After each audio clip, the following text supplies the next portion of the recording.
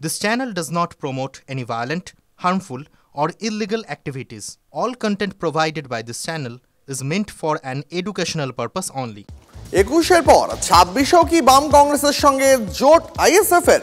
সময়ের দাবি মেনে দ্রুত জোট হোক, বিমান বসুকে চিঠি নওশাদের। আরো বিস্তারিত এই বিষয়ে জানাবেন আমাদের সহকর্মী প্রদীপ্ত রয়েছেন আমাদের সঙ্গে টেলিফোন লাইনে। প্রদীপ্ত, দেখো, আমরা যা জানতে পারছি তাতে দিন কয়েক আগে এই চিঠি আইএসএফ চেয়ারম্যান নওশাদ সিদ্দিকী তিনি বামফ্রন্ট চেয়ারম্যান বিমান বসুকে দিয়েছেন এবং চিঠিতে তিনি উল্লেখ করেছেন যে 2021 সালেও বাম কংগ্রেস এবং আইএসএফ মিলে একটা সংযুক্ত মোর্চা তৈরি হয়েছিল, তাতে নেতৃত্ব দিয়েছিলেন বামফ্রন্ট চেয়ারম্যান বিমান বসু। এবারও তিনি নেতৃত্ব দিন, কিন্তু সেটা একেবারে যেন শেষ মুহূর্তে না হয়, ফলে এখন থেকেই সেই জোটের জন্য যে প্রক্রিয়াগত কাজকর্ম রয়েছে সেইগুলো শুরু করা হোক। এবং তার পাশাপাশি নওশাদ সিদ্দিকী চিঠিতে এই কথাও উল্লেখ করেছেন যে বাম কংগ্রেস আইএসএফ এর সঙ্গে বেশ কিছু সামাজিক সংগঠনকেও এক্ষেত্রে অন্তর্ভুক্ত করার প্রয়োজন রয়েছে এবং যারা মূলত তৃণমূল এবং বিজেপি বিরোধী যে শক্তিগুলো রয়েছে সেই শক্তিগুলোকে নিয়ে এখন থেকেই এই জোট গঠনের প্রক্রিয়া শুরু করার দাবি তিনি জানিয়েছেন। বামেদের তরফে কি কোনো প্রতিক্রিয়া জানানো হয়েছে?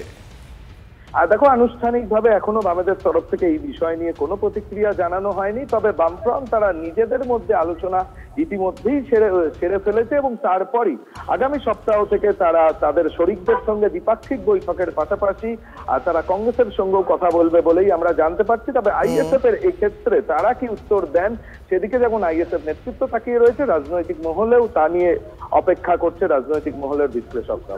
একেবারেই ধন্যবাদ প্রদীপ্ত। 26-এর ভোট প্রচারে কপ্টার থেকে কার্পেট বম্বিং, পদের প্রচারে 5 থেকে 6টি হেলিকপ্টার ব্যবহার করতে চাইছে বঙ্গ বিজেপি, এমনটাই সূত্রের খবর। সল্টলেক থেকে বদল হতে পারে বিজেপির দফতরের ঠিকানাও, নতুন ঠিকানা হতে পারে নিউ টাউন। একাধিক সুবিশাল ঘরযুক্ত অফিস খোঁজা হচ্ছে, হেলিপ্যাডের সুবিধা থাকবে এমন অফিস খুঁজছে বঙ্গ বিজেপি, এমনটাই সূত্রের খবর।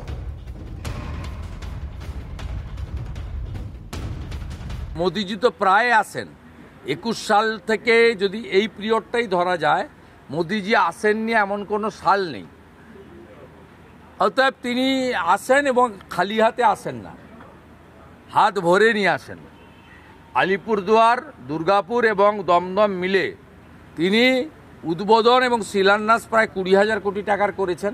শুধু মেট্রোতে মানুষের যে শান্তি, আপনি প্রত্যেকটা মেট্রো যারা ব্যবহার করছে গত দুদিন জিজ্ঞেস করবেন, তারা সকলে মোদিজিকে ধন্যবাদ দিচ্ছে। এবং আমি তো অঙ্ক করে সভাতে বলেছি, 18,641 কোটি টাকা নরেন্দ্র মোদিজি 19 থেকে 25 পর্যন্ত না দিলে এই কাজগুলো হতো না। দেখবি আর জ্বলবি, লুচির মতো ফুলবি। হেলিকপ্টার থাকলে ইলেকশন জিতবে তার তো কোনো কারণ নেই। দেখুন, এর অনেক রকম মাল্টিভেরিয়াস ইউজ আছে, এটাও আপনাদের বুঝতে হবে।